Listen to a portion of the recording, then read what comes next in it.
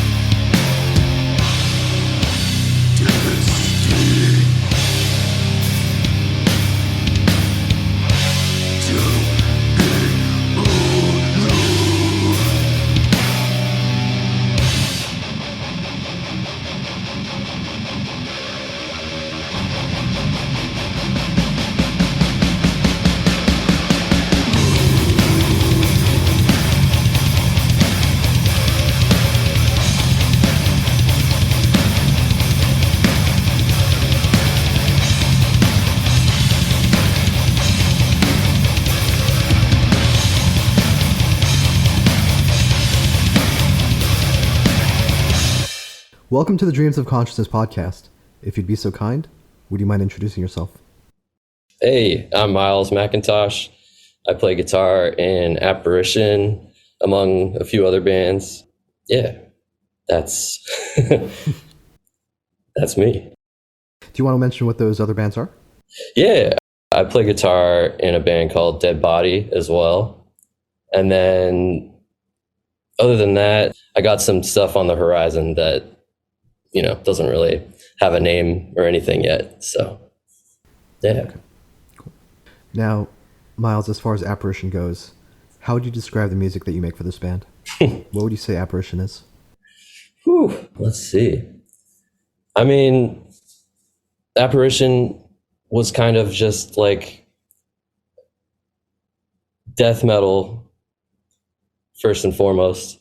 And it was kind of supposed to be just like a representation of the friendship, the friendship that me and Andrew have. And Andrew does vocals and drums. And we met while we were both in school for jazz and both had backgrounds in, DIY, punk, hardcore, metal stuff. And yeah, long story short, we were living together and playing tons of music all the time, but not with each other, just in various other, jazz settings or whatever the fuck. And yeah, so we just wanted to start a band together and play music together. And so, man, to answer your question, I mean, it's kind of just like a representation of our lives at the time that we write the music. So, there's a lot of influence as far as like, well, when we first started the band, we were, we both kind of came from doom is kind of what led us into death metal. So definitely stuck with the doom thing to some degree and wanted to expand on that. And so I guess, yeah, we're like death doom with some weird stuff in there. I mean, would the weird stuff be a result of your jazz background, your interest in jazz? I don't know if that's the thing that, I think we're both people that even before, we went to school for music or anything, gravitate towards, more extreme or experimental music. And so I think, as we just got better at our instruments, we kind of, just wanted to push things more and more. But yeah, I mean, obviously the education background kind of gave us the tools to do that, I think, in a good way. So yeah, I'm curious. Occasionally I speak to people who went to school for music. I think both on a performance side and as well as a songwriting composition perspective. Mm-hmm. In terms of your music education, what was your focus? So my personal focus was jazz performance.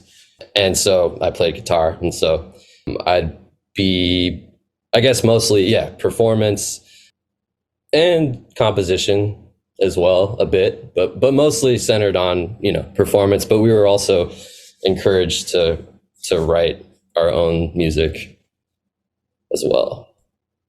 Okay. Yeah. You also mentioned a punk and hardcore background.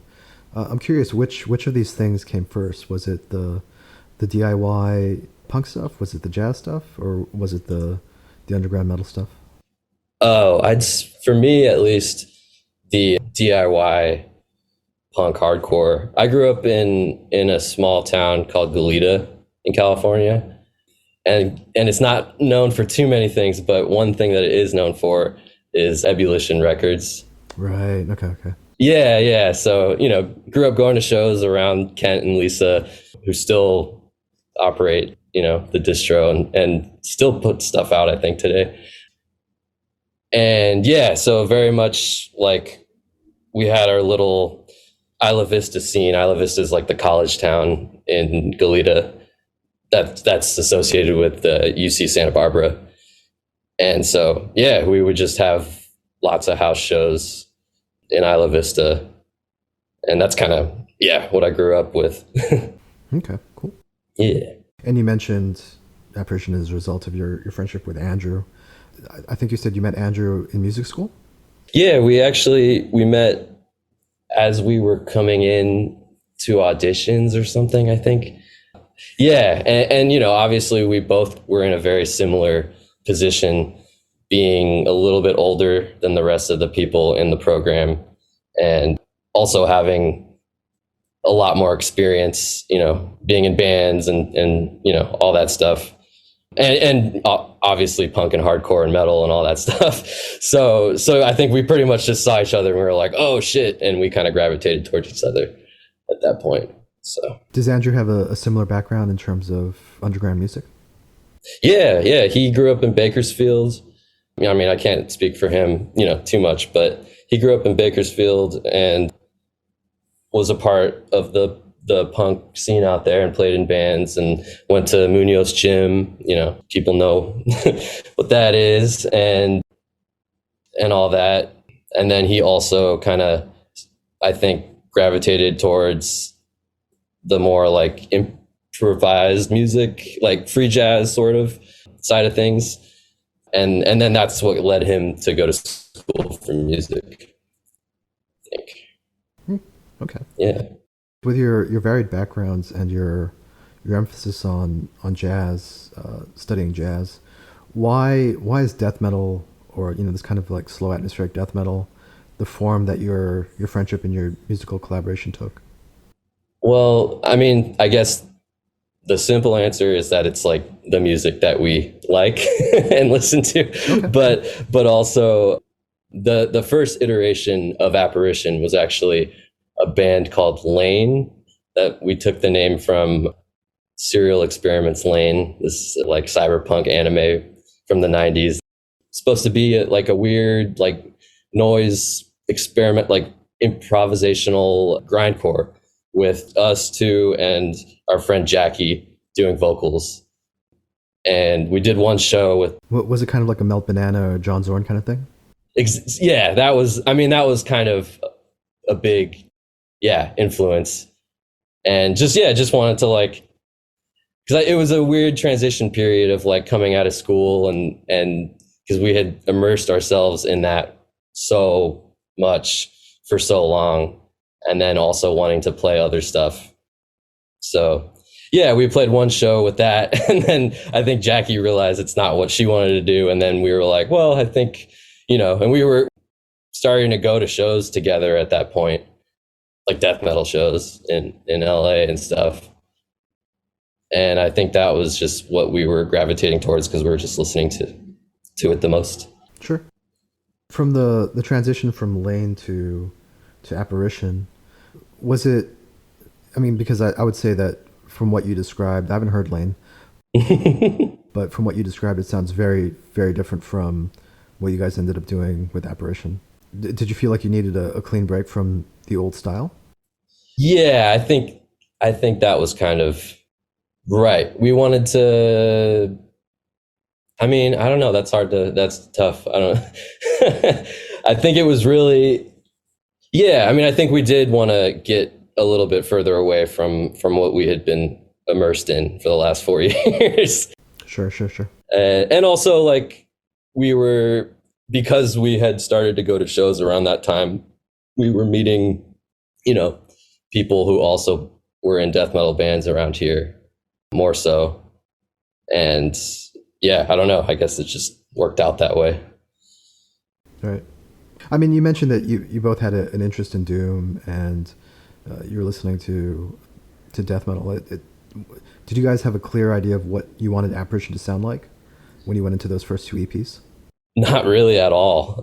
That's the funny part. Like, we kind of were just like we weren't expecting to, you know, when we started the band, we were like, yeah, we'll play local shows, but, you know, probably nothing else.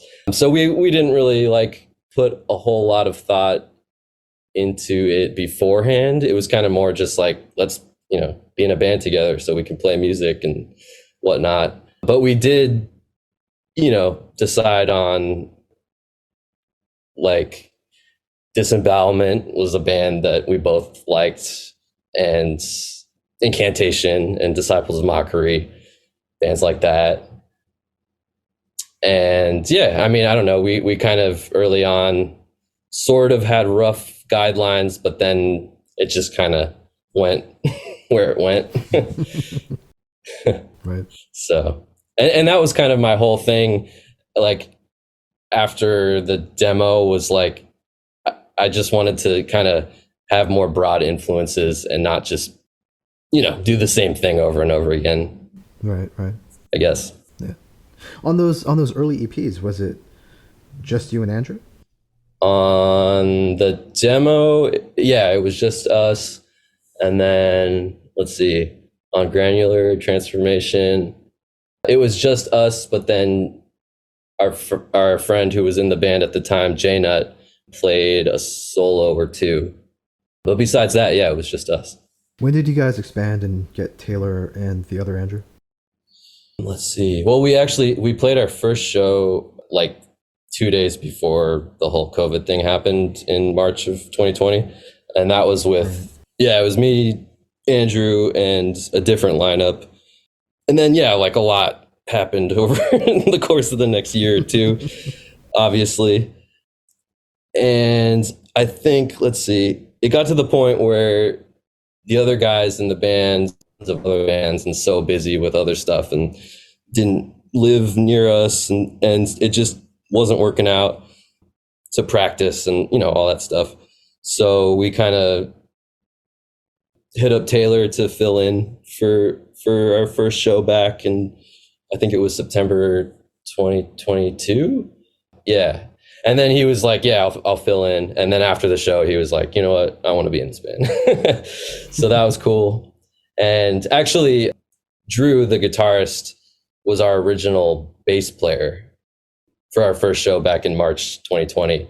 And I ended up working with him at a screen printing shop. So kind of just asked him if he wanted to be back in it, and he did. So cool. Yeah. I'm curious if it's hard to find members considering your background. I mean, I don't know if you look for other people who have a music school background, or if you're more open to people as long as they share your musical tastes. Oh, I mean, we're totally, I mean, it's hard finding people for sure, but I think the taste thing is the most important, probably. And then obviously ability,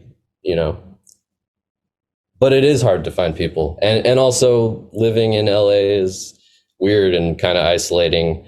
And like, we're kind of more based in the San Fernando Valley. And I mean, there's plenty of bands and people and venues out here, but it's just a weird place. But yeah, we lucked out with our lineup.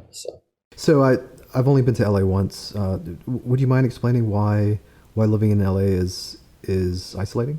I mean, yeah. I mean, it's just a real. I think I know what you mean, but yeah, yeah. It's just really big, spread out, and you have to drive everywhere. Yeah. And I mean, it's not that crazy or anything, but I think it's just coming from a smaller town. Sometimes it's overwhelming for me, but that's, right. Whatever. Yeah. But yeah, like driving to work, like 45 minutes each way. And then after that, you're like, fuck, I don't want to do anything most of the time. So it kind of can take effort to socialize and stuff. But,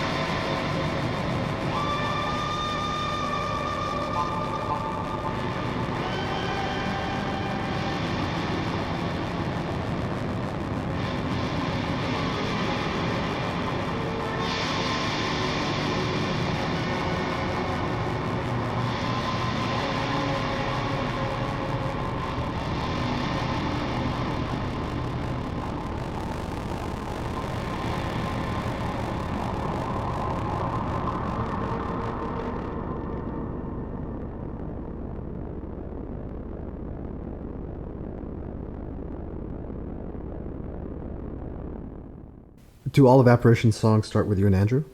Yeah, yeah. I mean, we write we're the sole writers of the songs.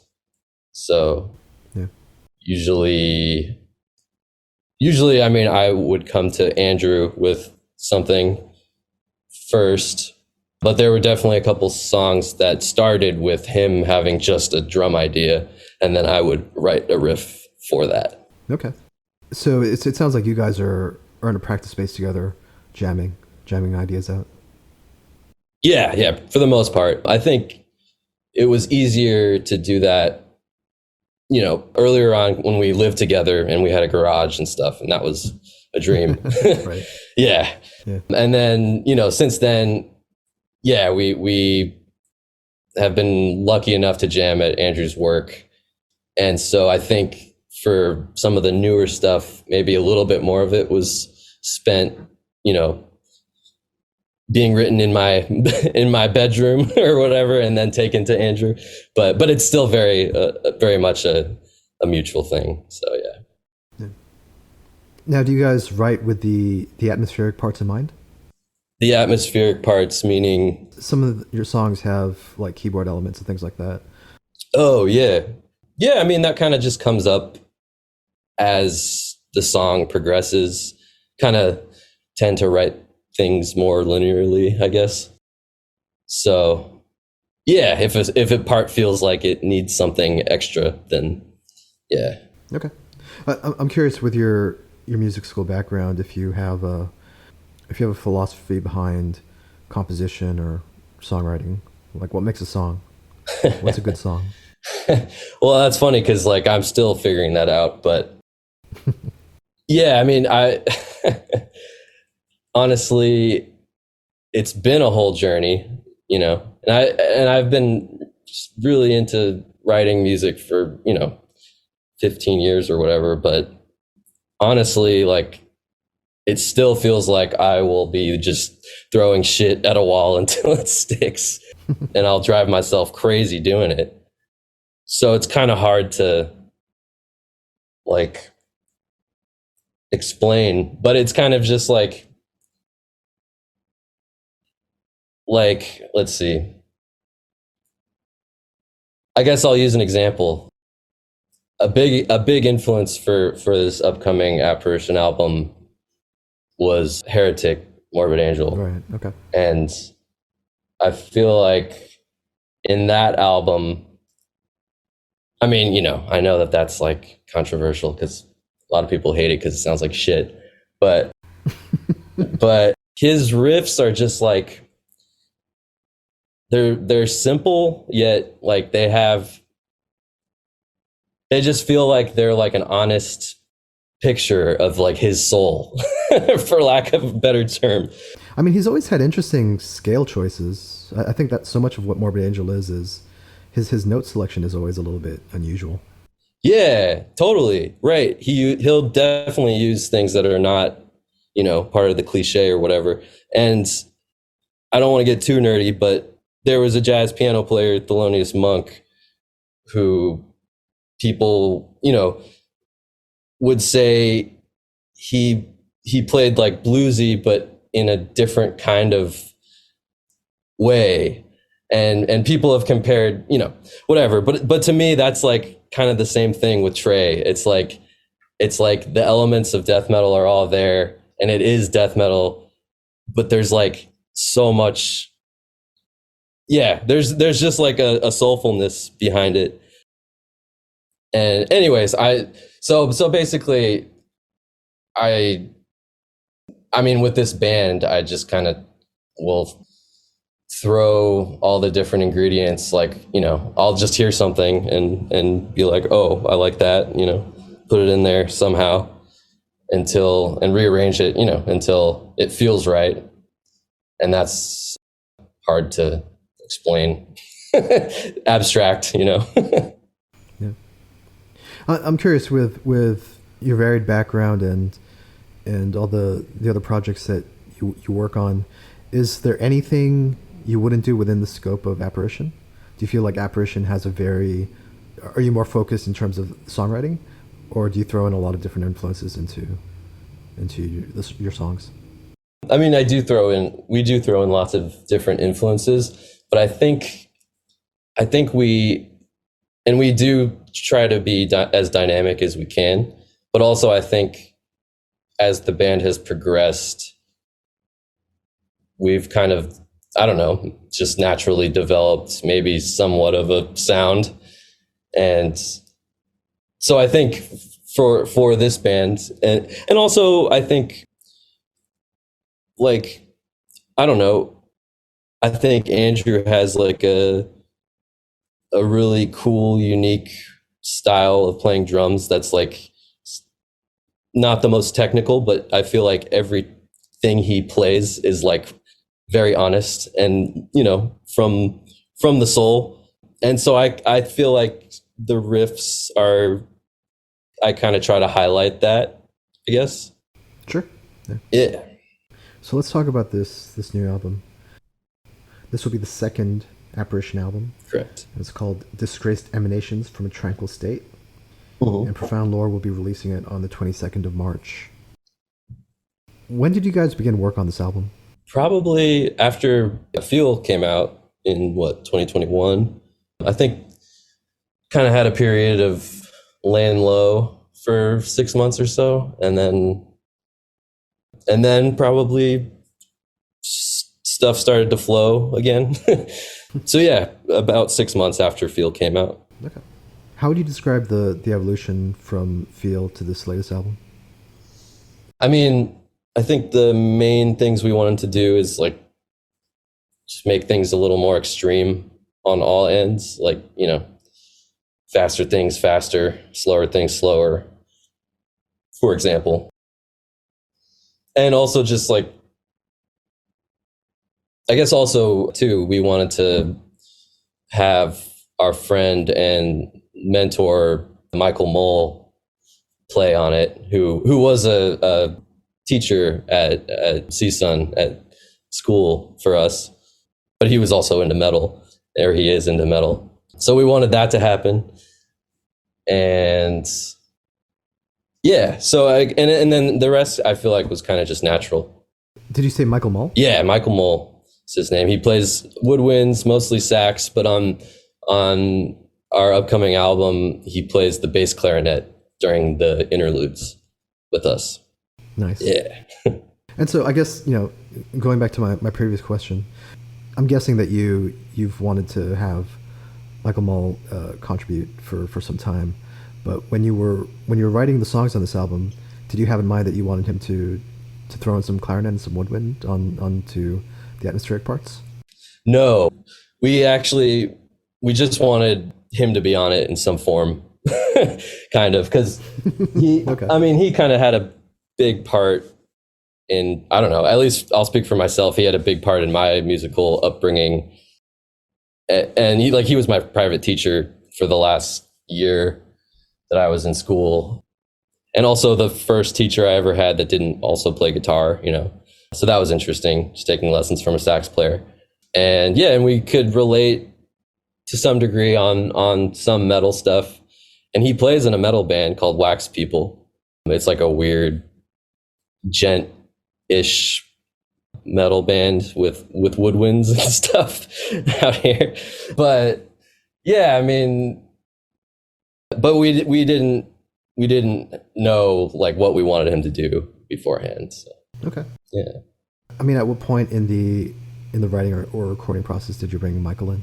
Well, actually, we did the interludes separately after the fact. Okay. And that was like a separate session where we kind of just set up a minimal drum kit, and I was doing guitar, and he had his electric bass clarinet with all his pedals and stuff. And we kind of just, you know, improvised for a while. So, yeah. I actually played alto sax for a few years. I've never heard of an electric bass clarinet. Oh yeah, clarinet. You played alto? That's cool. Yeah. So, electric bass clarinet meaning it's the clarinet except with amplification. Yeah, I guess it just has like a or maybe I don't remember exactly, but it might have just been like a MIDI thing. Okay. I think he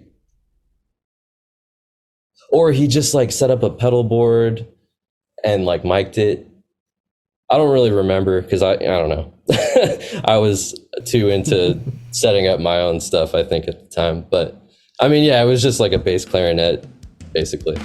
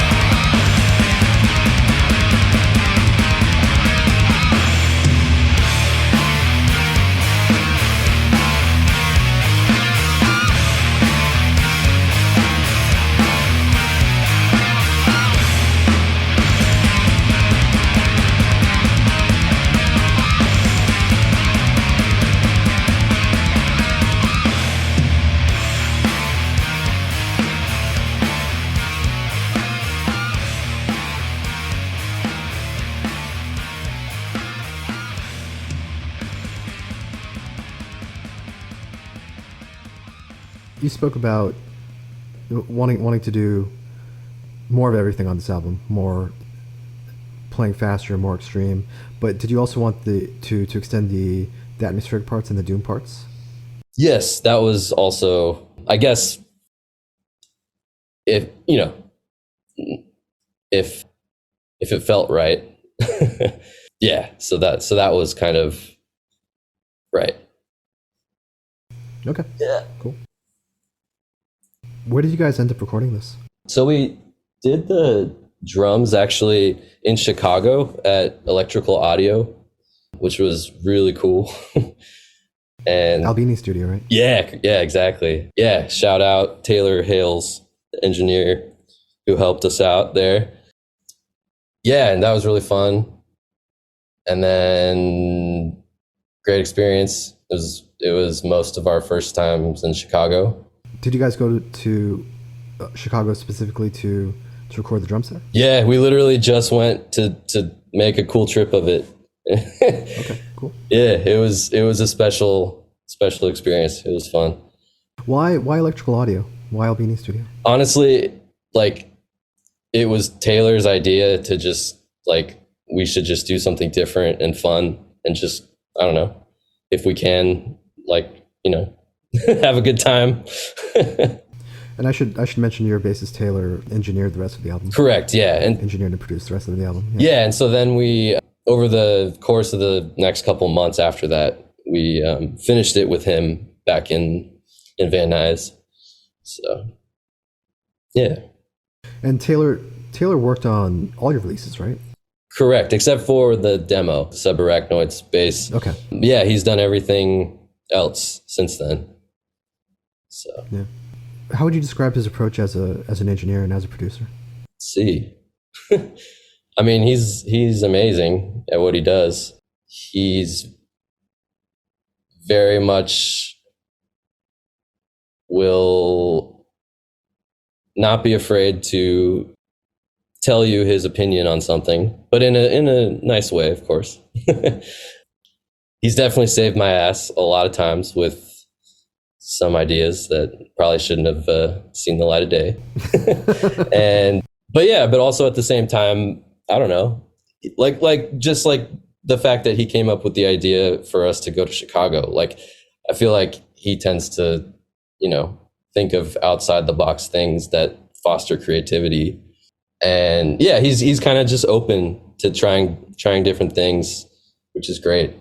But also very, very good at his job and very meticulous. And, we'll spend 14 hours staring at a computer in a day. So, yeah. Yeah. And he also worked on those Nails albums, right? Yeah. He was the drummer, but I'm not sure if he did any production work, but yeah. Okay. Did he handle everything up to the final mix? Oh, for our newest album? Yeah, right. After the we engineered things, drums at Electrical Audio, it was pretty much all him, and then we got it mastered from Nick Townsend, who also mastered Feel and Granular Transformation. So, was Nick somebody that Taylor knew, or did he come from the label? Taylor knows him, and then also I think before that, our guitarist Drew has known Nick for a really long time. They played in a band, Dead Beat, together. And yeah, so Nick's been a homie for a while and is really amazing at what he does. So yeah. Production wise, how would you compare Disgraced Emanations to Feel? I had a whole thing about that, actually. I was a little, I think when we did Feel, I just didn't have as much experience and awareness, and kind of just like didn't think much about the production as far as like my own tastes go. And so I was definitely not the most stoked afterwards. And it was like a whole learning experience, and it was great. And so with this one, I was a little bit annoying to Taylor, I think. And kind of just wanted it to sound, a little different, like I guess, shittier for a lack of a better term, but like in a good way, you know? You mean like raw or maybe? Yeah, like the guitar tones and stuff, and just the way things sat in the mix. Maybe not as clear, Okay. but I like mean, it feels like there's more space on this one. yeah, I mean, whatever he did was insane. So it worked out. The album will be out on March 22nd. Do you guys have any shows lined up or anything planned as far as tours for the summer? We are in the process of working on that, so nothing I can talk about yet, but there will be. And then we do have a show that might line up with something I mentioned earlier with Deadstock in July, Deadstock Fest in San Luis Obispo. And that's all we can really talk about as far as shows for now. Okay. So, Disgraced Emanations from a Tranquil State will be out on March 22nd through Profound Lore Records. Miles, please tell everyone how they can order the album. What's the best way to get it? Yeah, our Bandcamp Apparition Death, I think, and our Instagram apparition.death is the handle. But to get the album, get it at the Profound Lore record shop online and our Bandcamp. And Profound Lore are doing a few variants for the vinyl release, right? Correct, yeah. I don't know the colors off the top of my head because they're pretty wild, but they're cool. So I think what I saw was there was a fire cloud version, a fire chrome ash version, and then the regular black version for the people who actually want to listen to the record. There you go. Hell yeah.